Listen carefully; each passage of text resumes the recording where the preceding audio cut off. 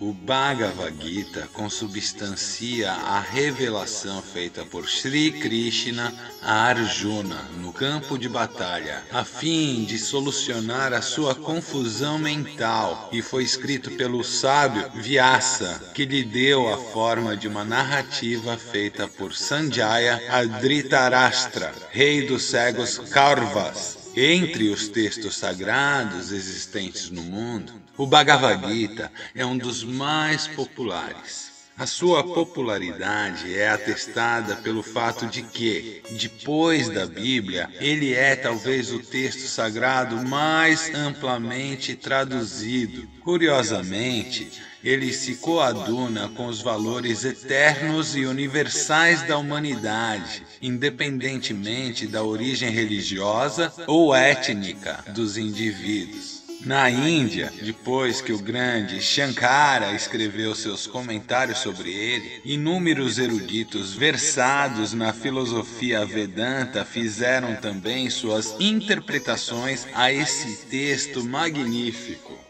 Não foram apenas os pensadores indianos antigos que se encantaram com esse texto sublime, mas também muitos líderes dos tempos modernos debruçaram-se sobre ele e comentaram suas nobres ideias. Por exemplo, Gandhi, através do Anashakti Yoga, e Tilak, através do Gita Rahasya, mostram a persistência e a imensa admiração pelo Bhagavad Gita existente há séculos. Existem inúmeras versões do Bhagavad Gita na maior parte das línguas faladas no mundo.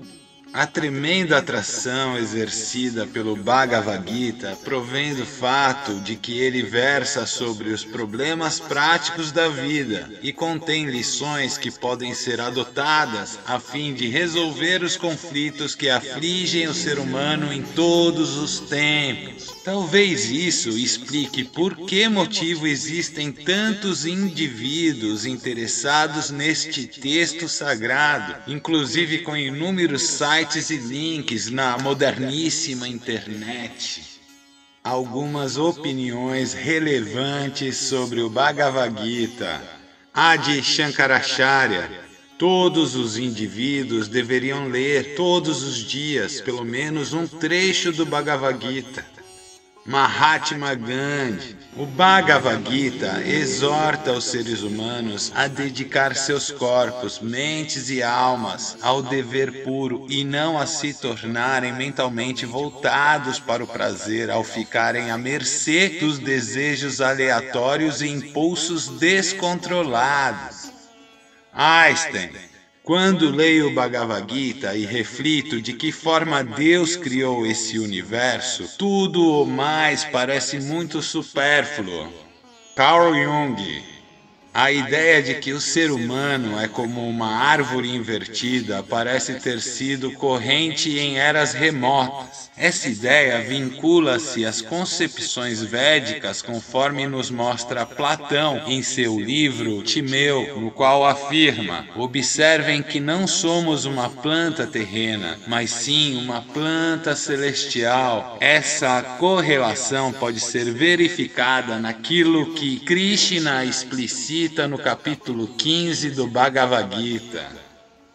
Albert Schweitzer: o Bhagavad Gita tem uma influência profunda no espírito da humanidade pela sua devoção a Deus, a qual se manifesta através das ações. Ramanuja, filósofo indiano do século XII: o Bhagavad Gita foi proferido pelo Senhor Krishna no afã de revelar a ciência da devoção a Deus, que é a essência de todo o conhecimento espiritual. O objetivo primordial da encarnação na Terra do Supremo Senhor Krishna foi o de libertar o mundo de quaisquer influências negativas, indesejáveis e malignas que se opõem ao desenvolvimento espiritual. Ao mesmo tempo, o Senhor Krishna teve a intenção de permanecer perpetuamente ao alcance de toda a humanidade. Retomando a introdução, o Bhagavad Gita Uma parte do Mahabharata que narra a história da Índia antiga é como o Velho Testamento da Bíblia, que consigna os primeiros eventos da história de Israel. Os acontecimentos que formam o cenário do Gita ocorrem no norte da Índia, num passado muito remoto. Durante este período remoto na história do norte da Índia, houve uma batalha significativa e absolutamente decisiva que durou 18 dias entre os Pandavas e os Kauravas. O Gita é o registro de um diálogo entre o Senhor Krishna e o príncipe Arjuna antes da primeira confrontação. Arjuna, ainda que não fosse o mais velho, era o mais notável dos irmãos Pandavas. Através de um legado de seu pai, os Pandavas tinham direito à terra e às honras do reino, mas foram privados disso através das artimanhas perversas de seus primos, os Kauravas. Os 5 irmãos Pandavas que, em sua integridade, coragem e determinação, pareciam heróis da antiga Grécia, aceitaram a situação com uma resignação corajosa. No entanto, finalmente compreenderam que não tinham outra opção a não ser lutar contra os Kauravas, os quais se valeram de um ato de extrema malícia a fim de banir os Pandavas de seu reino. Em sua procura de aliados, ambos os adversários pediram a ajuda do Senhor Krishna, que se recusou a pegar em armas, mas acedeu em ser o condutor da carruagem de Arjuna. A cena de abertura do Gita nos introduz no campo de batalha, onde o Senhor Krishna, o condutor da carruagem, leva o príncipe Arjuna até as fileiras inimigas. Ali começa esse famoso diálogo entre a mente coletiva, Samashti do Virata, e uma mente individual, Vyashti. Vale dizer, entre o espírito e o ego humano. Vamos ao prefácio do Gita. Todas as vezes que tentava olhar para trás, defrontava-me continuamente com um espectro de 4 perguntas. Quem sou eu? Por que motivo estou aqui? Deus existe? Onde está Deus?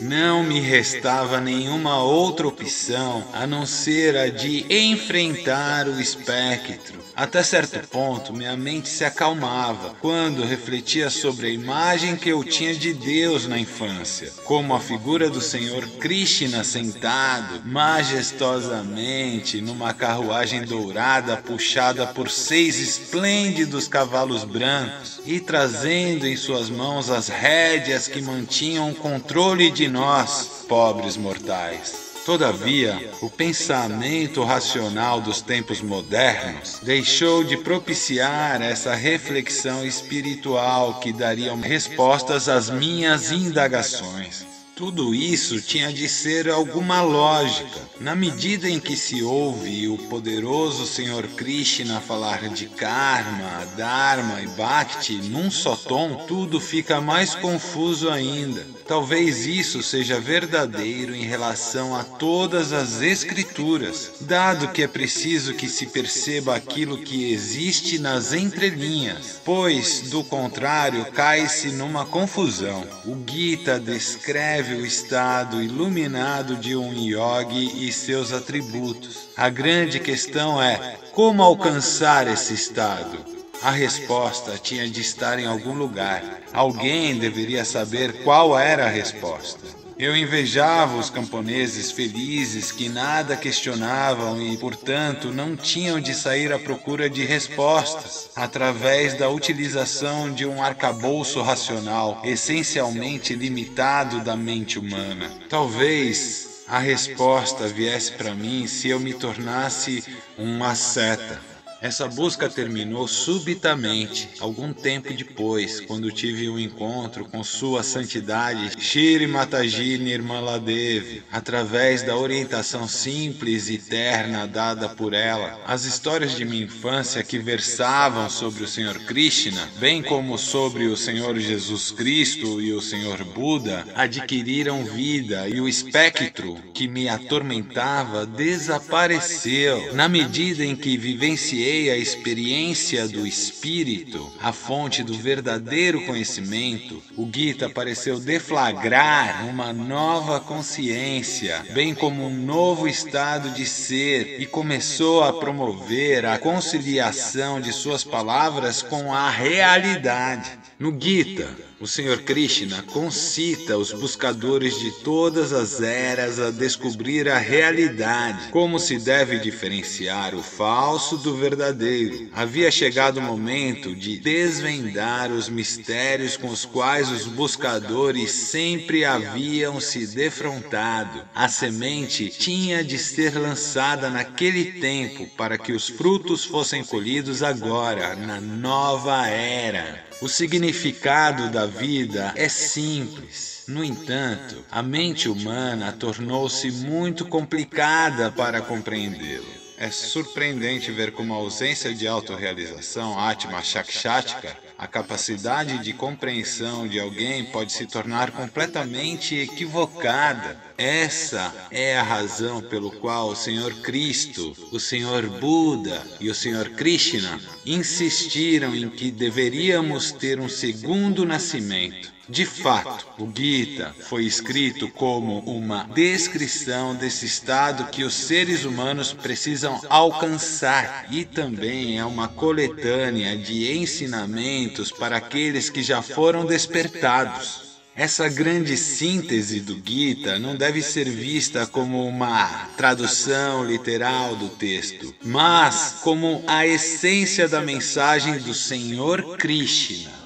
Trata-se de uma tentativa de comunicar à luz do Espírito a simplicidade do Gita com a esperança de auxiliar o buscador em sua viagem espiritual.